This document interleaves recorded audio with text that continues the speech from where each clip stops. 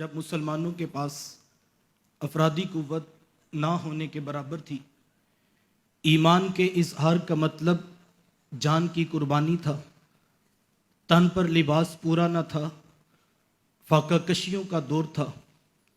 دکھ، درد، تکلیفیں، مصیبتیں، پریشانیاں، ناموافق حالات کے جکڑ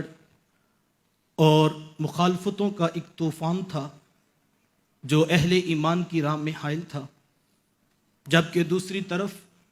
دشمنان اسلام تمام شعبہ زندگی پر غالب تھے۔ تجارت ان کی تھی، سیاست ان کی تھی، کاروبار ان کا تھا تو ریاست ان کی تھی۔ یہ سب کچھ تو ایک طرف مرکز توحید کعبۃ اللہ پر قبضہ ان کا تھا، لیکن ہم دیکھتے ہیں کہ ان سخت حالات میں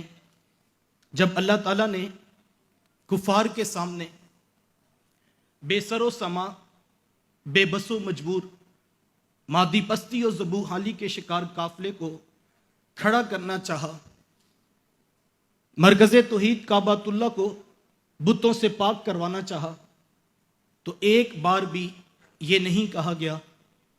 کہ کاروبار مضبوط کر لو، تجارت و سیاست پر توجہ دو، دولت کے انبار لگا لو، تجارتی شاہراہوں پر قبضہ کر لو، ہتھیار اکٹھے کر لو، طاقت جمع کر لو، سفارتی تعلقات مضبوط کر لو، یا قبیلے کے سرداروں سے بنا کر رکھو۔ ایک بار بھی یہ نہیں کہا گیا، بلکہ اس کے برعکس ہمیں اسلوب نزول قرآن یہ بتاتا ہے کہ غار ہیرا کی خلوتیں ہوں یا کہ عکاس کا خطبہ، ذوالمجار کی تبلیغ ہو یا بازار طائف میں پیغمبر کی پرسوز آواز، دن ہو یا کہ رات، دھوپ ہو یا بارش، بات ایک تھی، مواد ایک تھا، نصاب ایک تھا، پیغام ایک تھا۔ اتل ما اوحی الیک من الکتاب، قرآن پڑھو، قرآن پڑھو، پھر قرآن پڑھو، وہ پڑھو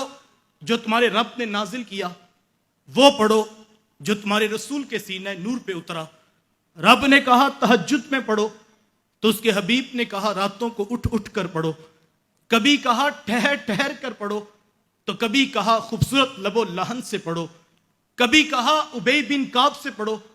تو کبھی کہا عبداللہ ابن عباس سے پڑھو، عبداللہ ابن مسعود سے پڑھو۔ قرآن پڑھو، تلاوت کرو، غور و فکر کرو، تدبر کرو، نصیحت لو، عبرت پکڑو۔ یہاں ذہن میں سادہ سا سوال پیدا ہوتا ہے کہ ایک طرف کفار کی طاقتور ترین اسٹیبلشمنٹ کے مقابلے کا سوال، وہ اسٹیبلشمنٹ جو کوڑے مار رہی ہے، وہ اسٹیبلشمنٹ جو ہڈیاں توڑ رہی ہے، وہ طاقت جو سرے بازار ظلم اور جبر کی داستان رقم کر رہی ہے، اتنی بڑی طاقت سے ٹکراؤ کا سوال اور جواب دو لفظی ہے، قرآن پڑھو، قرآن پڑھو، قرآن پڑھو۔ صاحب آخر تلاوت قرآن میں وہ کون سا نسخہ، وہ کون سا راز، وہ کون سا اسلحہ، وہ کون سا نسخہ کیمیا تھا کہ اہل ایمان کو بار بار قرآن پڑھنے کو کہا گیا؟ تو حضور والا وہ نسخہ، وہ راز، وہ طاقت، وہ نسخہ کیمیا نظریے کا استحکام تھا۔ قوم کو نظریاتی طور پر مضبوط کرنا تھا، ڈوبتے ڈگمگاتے یقین کو پختہ کرنا تھا، توکل علی اللہ کو بلڈ اپ کرنا تھا۔ کیوں؟ اس لیے کہ میرے حضور جانتے تھے کہ نظریے کا یقین ہی قوم کو اٹھ کھڑے ہونے کا حوصلہ بخشے گا۔ جتنا نظریہ مضبوط ہوگا اتنی قوم مضبوط ہوگی۔ اور ہم دیکھتے ہیں مکے کی زندگی کے 13 سال نظریاتی استحکام پر کام ہوا، دن رات نظریے سے قوم کو جوڑا گیا، لوگوں کے یقین کو پختہ کیا گیا۔ مکے کی زندگی کی جتنی قربانیاں ہیں وہ نظریاتی پرچار اور نظریاتی ابلاغ کے لیے ہیں۔ نظریے کی خاطر بلال کوڑے کھاتے ہیں تو خباب شہید ہو جاتے ہیں، نظریے کی خاطر حبیب بن زید کی بوٹی بوٹی نوچ لی جاتی ہے،